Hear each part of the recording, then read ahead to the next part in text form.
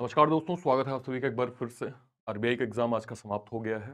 अब पेपर कल होगा 19 तारीख को। और बहुत सारे बच्चों ने आज एनालिसिस क्लियर देखा है, कंफर्म देखा है। मैं आपको एग्जैक्ट डेटा बता देता हूँ कि आज के जो सभी शिफ्ट का ओवरऑल स्कोर है वो क्या रहा है, पेपर का लेवल कैसा आया था, और अगर आप कल की तैयारी कर रहे हैं तो कल की तैयारी आपकी किस प्रकार से होनी। बिना देरी के आइए बात करते हैं।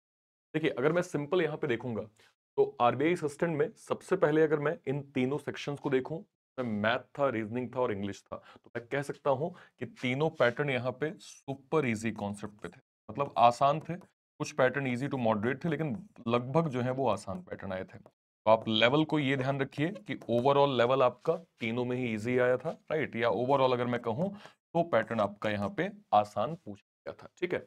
अगर मैं गुड अटेम्प्ट्स की बात करूं, जिसमें अगर मैं मैथ्स को यहाँ पे देखूं, तो मैथ्स में मैं यहाँ पे कह सकता हूं कि आप आराम से 28 से 32 अटेम्प्ट बहुत आराम से कर सकते हैं।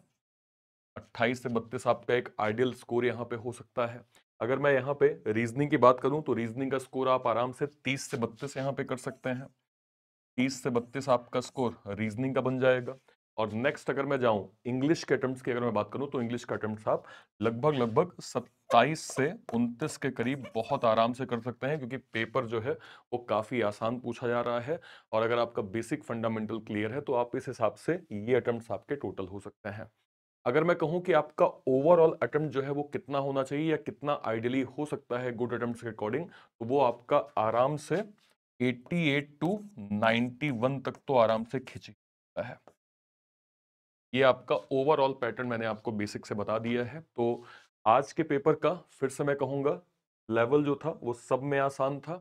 और आपका जो टोटल अटेम्प्ट्स है वो 88 से 91 के बीच में प्रॉपर आपका बन सकता है। सब्जेक्ट वाइज भी मैंने आपको बता दिया कि अटेम्प्ट्स आपके इतने रहने वाले हैं।